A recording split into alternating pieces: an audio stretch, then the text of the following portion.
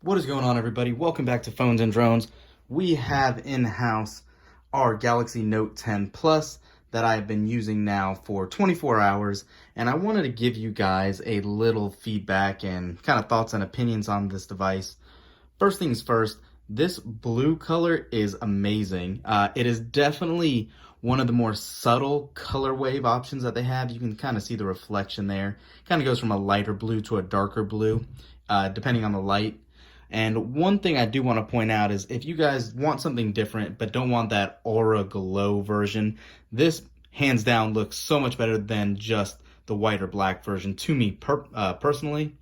But that's really the first thing I wanted to call out in regards to this device. I've actually had quite a few people comment of just how nice this phone does look. Second thing, the S Pen. If you opt in for the Aura Blue device, your S Pen is all blue as well. It is not blue and a different color. It's not two-toned like the actual Aura Glow version is. So just one thing I wanted to point out for you guys. Let me go ahead and sign in. And right off the bat too, we hear it every year, Samsung releases new phones, but this definitely is the best looking display on this on any device. I've been through numerous devices this year. Nothing quite touches the brightness that this gets in outdoor conditions. The readability and visibility looks great. The actual quality on the panel is phenomenal. I think they say, yet again, it's one of the most accurate displays around. I always bump my contrast up. It's on the vivid setting, not the natural setting. So that kind of gets, wavered a little bit in regards to this, but hands down, the best looking display.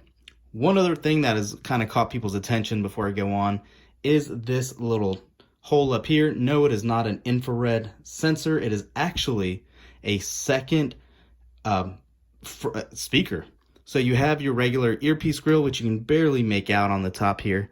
However, it is there in the slit.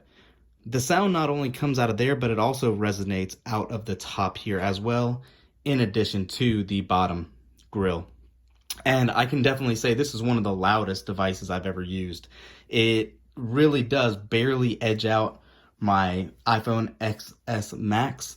It definitely way overpowers even the Pixel with their dual front firing speakers. So just something to keep in mind if you're a gamer on your phone, you like listening loud, or you just like playing your music without an additional speaker, this definitely will work for you. One other thing that I want to point out, the battery. This Note has the largest battery life on any Samsung Note in the past, and it shows. I've had no issues with this battery, no concerns about putting it on a charger all day. I'm so used to putting it on a wireless charger for convenience at my office at work or anywhere else.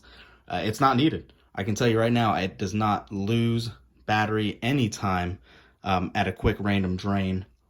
So there's that. Additionally too, you can see how many apps that I keep on my device at all times. For you that follow this channel, you'll know I always do load these devices up with my personal apps that I use daily.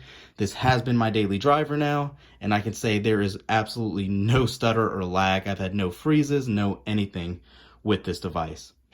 One other call out, the Bixby button is gone. Your power button kind of doubles as the Bixby button now. However, you can actually remap it. You can have it go straight to your camera with a double click. If you actually hold it down, again, you can remap it to your old school power off.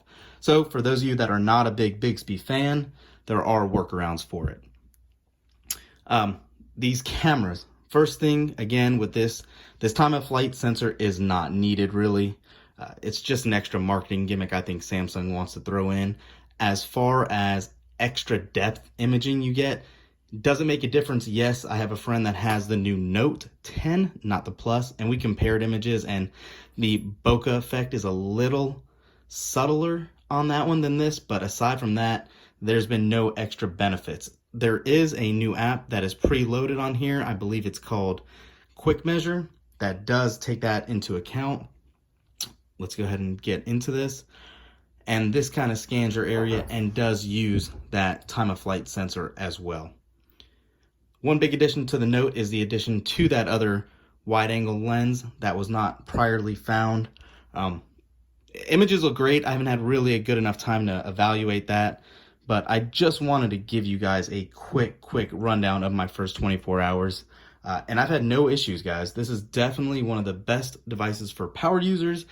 It's gotten upgraded so much for the new features built in with that S Note, or the S Pen. And I've had literally no hiccups, guys. I know this is a quick video. I know I haven't touched on everything. I just want to really let you guys know kind of what's been going on in the first 24 hours. One other thing before I go, this does come with that 25-watt charger in box, and that charger has actually been a substantial difference maker from the prior chargers. Even without that new 45-watt charger that this is capable of, being charged at that new 45-watt rate, the 25-watt will suffice for a lot of people. I do believe I've heard a little bit more details about that 45-watt charger, and correct me if I'm wrong in the comments, guys, but I think Samsung actually has delayed that now until around the beginning of September. Whether I believe it's the 1st or the 13th, that is the official new release date for that charger. Thanks for watching, guys. That's all we got. Thumbs up this video, subscribe to the channel, and we'll catch you in the next one. See ya.